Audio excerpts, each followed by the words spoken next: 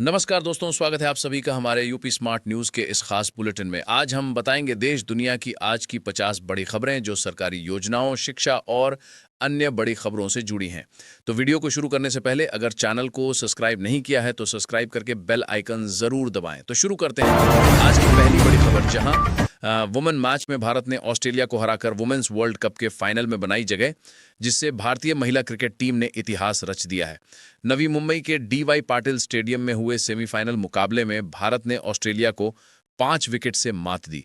Australia ने अपनी पहली इनिंग्स में 339 रन बनाया और इस विशाल लक्ष्य का पीछा करते हुए भारत ने जेनिमा रोड्रिक्स के नाबाद 127 और कप्तान हरमनप्रीत कौर की 82 रनों की पारी की बदौलत ये असंभव सा लगने वाला लक्ष्य हासिल किया और ये वुमेन्स ओडीआई इतिहास का अब तक का सबसे बड़ा सफल चेज है। दर्शक दीर्घाओं में भारत माता की जय के नारे गूंज उठे। फाइनल मुकाबला रविवार को इंग्लैंड से खेला जाएगा। बढ़ते हैं अगली खबर, जहां पीएम मोदी ने एकता नगर में 1220 करोड़ रुपए के विकास कार्यों का उद्घाटन किया। प्रधानमंत्री नरेंद्र मोदी ने गुजरात के केवड़िया अब एकता नगर में 1220 करोड़ रुपए की परियोजनाओं का उद्घाटन किया, जिससे इन परियोजनाओं में स्पोर्ट्स कॉम्प्लेक्स, पर्यटक सुविधा केंद्र, नई जेटी और एक एडवेंचर थीम पार्क शामिल हैं।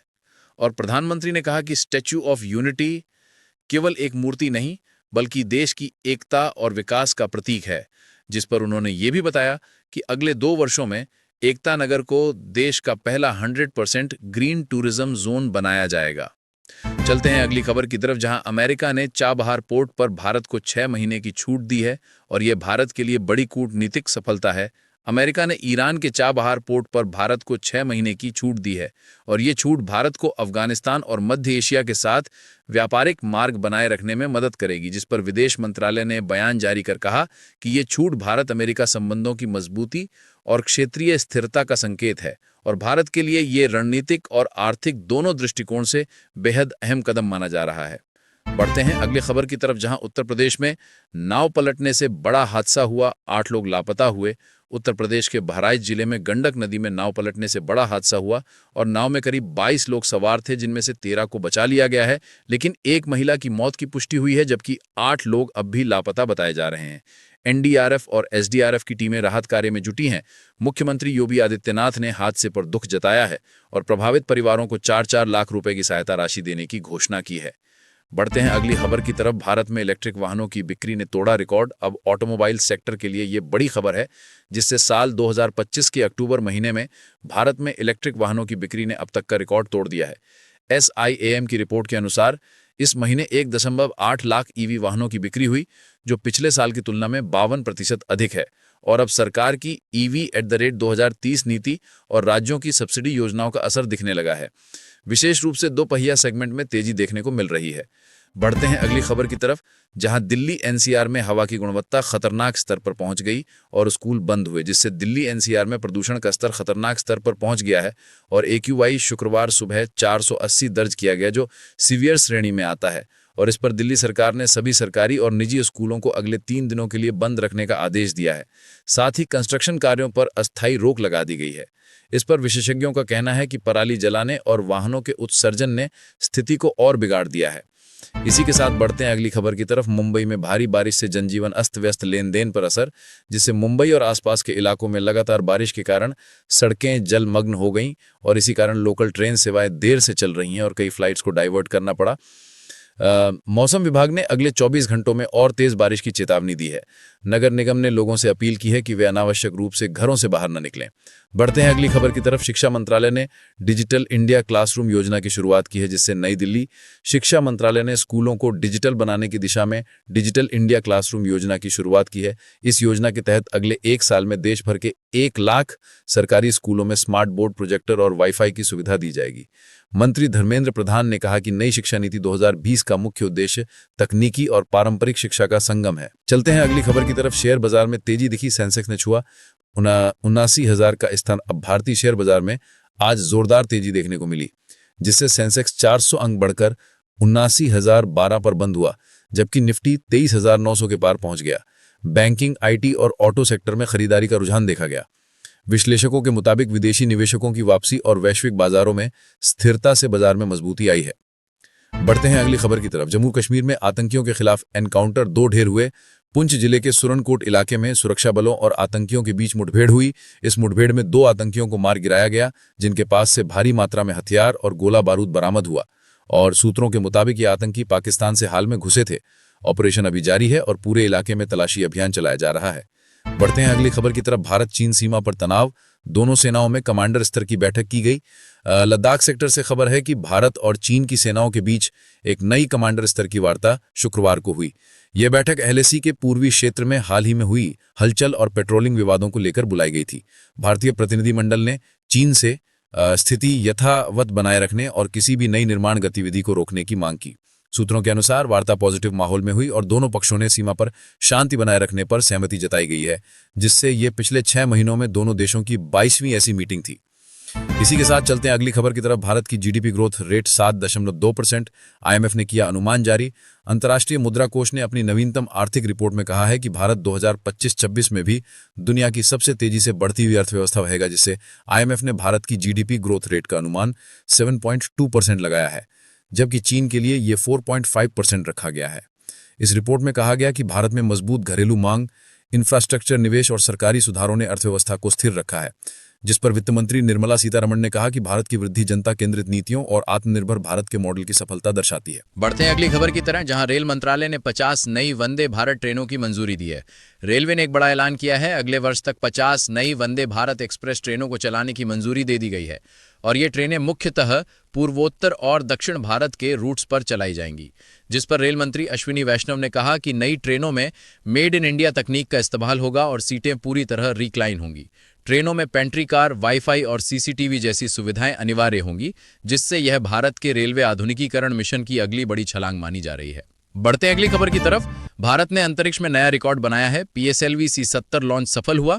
इसरो ने शुक्रवार को श्रीहरिकोटा से पीएसएलवी C-70 मिशन को सफलतापूर्वक लॉन्च किया है और इस मिशन में भारत का कार्टोसैट 4A सैटेलाइट और 10 विदेशी नैनो सैटेलाइट अंतरिक्ष में भेजे गए, जिससे यह उपग्रह पृथ्वी की उच्च रिजोल्यूशन इमेजिंग करेगा और कृषि, रक्षा तथा शहरी नियोजन में उपयोगी रहेगा। इसरो प्रमुख एस सोमनाथ ने कहा कि भारत अब दुनिया के शीर्ष 3 स्पेस लॉन्च देशों में मजबूती से खड़ा है और प्रधानमंत्री मोदी ने मिशन की सफलता पर इसरो टीम को बधाई दी है। चलते हैं अगली खबर की तरफ, जहां पेट्रोल डीजल कीमतों में फिर गिरावट आई, जिससे जनता को मिली राहत। तेल कंपनियों ने शुक्रवार को पेट्रोल डीजल की कीमतों में 1.20 रुपए प्रति लीटर की कटौती की घोषणा की है, जिससे दिल्ली में अब पेट्रोल 99.50 रुपए और डीजल 88.75 रुपए प्रति लीटर हो गया है। और कीमतों में कमी का असर ट्रांसपोर्टेशन लागत पर भी पड़ेगा, जिससे वस्तुओं के दाम स्थिर रहने की उम्मीद है, जिस पर सरकार ने कहा कि वैश्विक बाजार में कच्चे तेल की कीमतों में नरमी और रुपए की स्थिरता के कारण यह संभव हुआ है।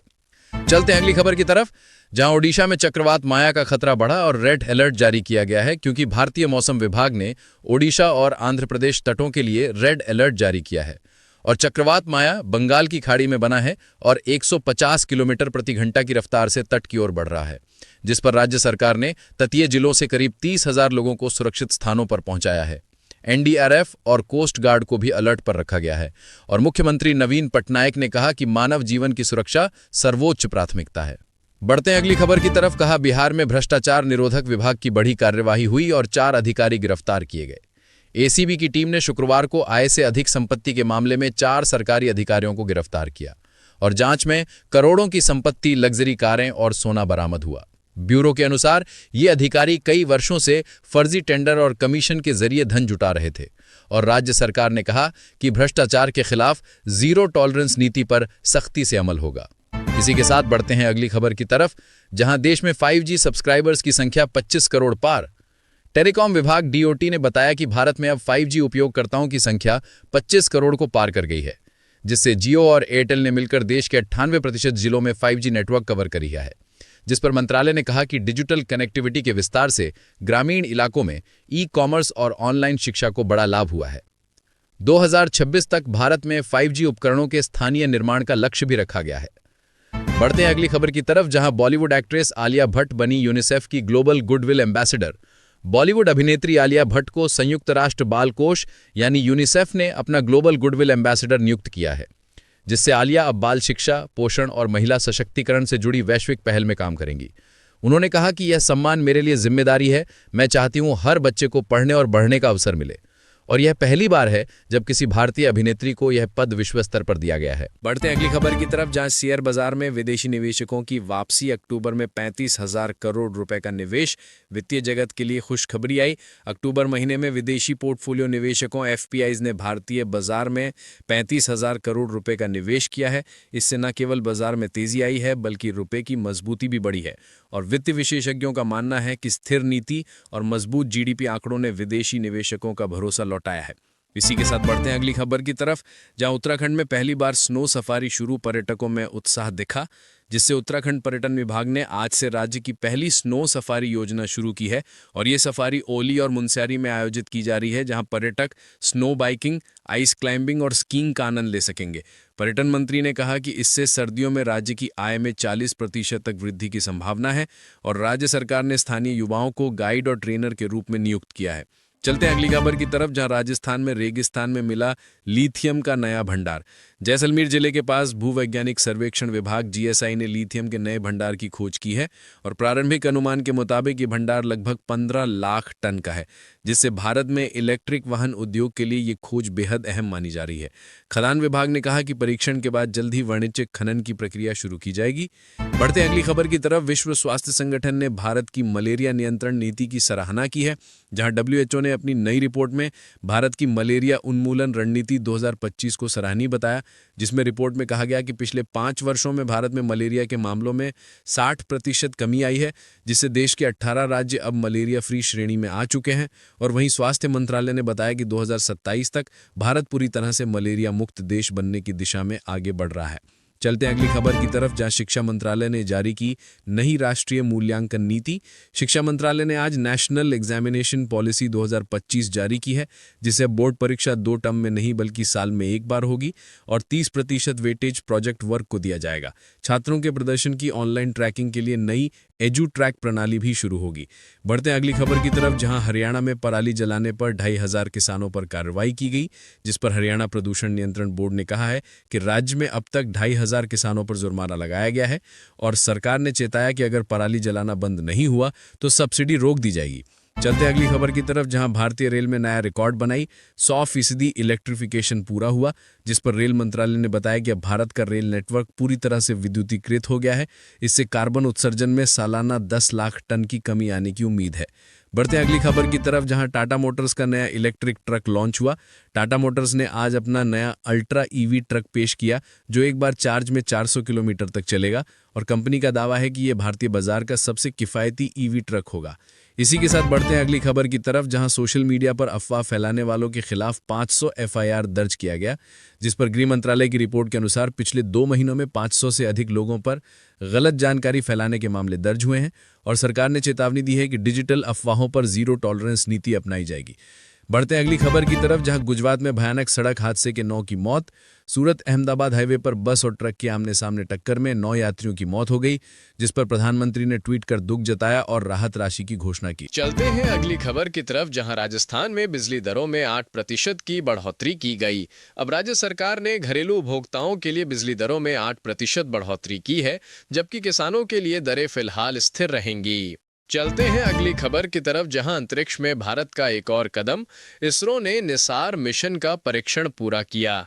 इसरो ने नासा के साथ मिलकर निसार सैटेलाइट का प्री लॉन्च टेस्ट पूरा कर लिया है, जिससे ये सैटेलाइट अगले साल जनवरी में लॉन्च होगी और पृथ्वी की निगरानी के लिए इस्तेमाल होगी। इसी के साथ बढ़ते हैं अगली खबर की तरफ, जहां तमिलनाडु में भारी बारिश से जनजीवन प्रभावित हुआ। चेन्नई और आसपास के जिलों में लगातार बारिश से सड़कों पर जल भराव दिखा, जिससे राज्य सरकार ने स्कूल कॉलेजों में 2 दिन की छुट्टी घोषित की और राहत शिविर खोले हैं। चलते हैं अगली खबर की तरफ, जहां भारतीय नौसेना ने बंगाल की खाड़ी में किया मिसाइल परीक्षण किया।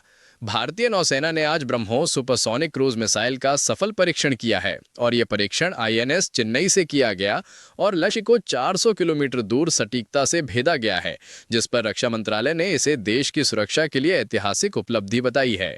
बढ़ते हैं अगली खबर की तरफ, जहां पंजाब में किसानों और पुलिस के बीच गर्मा गर्मी का माहौल दिखा। पटियाला में एमएसपी कानून की मांग को लेकर निकले किसान मार्च के दौरान पुलिस और किसानों में झड़प हो गई, जिससे पुलिस ने लाठीचार्ज किया, जिससे कई लोग घायल हुए हैं। हालात फिलहाल नियंत्रण में बताए जा रहे हैं। बढ़ते हैं अगली खबर की तरफ, जहां एयर इंडिया ने दिल्ली से सैन फ्रांसिस्को के लिए नई ड्रीम लाइनर उड़ान शुरू की है, जिससे एयर इंडिया ने अपने अंतर्राष्ट्रीय नेटवर्क का विस्तार करते हुए नई नॉन स्टॉप फ्लाइट शुरू की है और अब दिल्ली से सैन फ्रांसिस्को तक की यात्रा केवल 16 घंटे में पूरी होगी। चलते हैं अगली खबर की तरफ, जहां भारत में डिजिटल पेमेंट का नया रिकॉर्ड बना।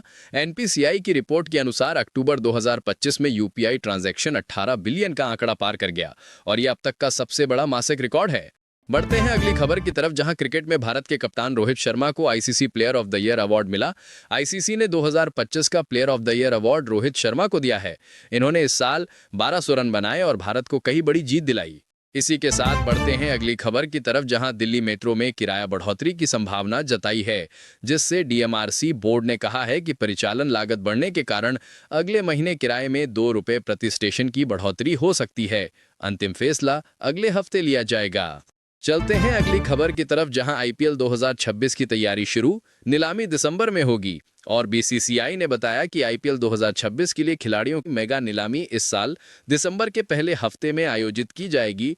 फ्रेंचाइजियों ने अब तक 120 खिलाड़ियों की रिटेंशन लिस्ट भेज दी है। बढ़ते हैं अगली खबर की तरफ, जहां नासा ने खोजी पृथ्वी जैसी नई ग्रह प्रणाली है। नासा के वैज्ञानिकों ने केपलर X9 नामक नई ग्रह प्रणाली की खोज की है, जिससे इस ग्रह पर पानी और वायुमंडल के संकेत मिले हैं, जिससे जीवन की संभावना बताई जा रही है। तो ये थी आज की 50 बड़ी खबरें। अगर वीडियो अच्छी लगी हो तो वीडियो को लाइक करें और चैनल को सब्सक्राइब करके बेल आइकॉन जरूर दबाएं, ताकि ऐसी ही खबर आप तक सबसे पहले पहुंचे। तो मिलते हैं अगली वीडियो में, तब तक के लिए जय हिंद, जय भारत।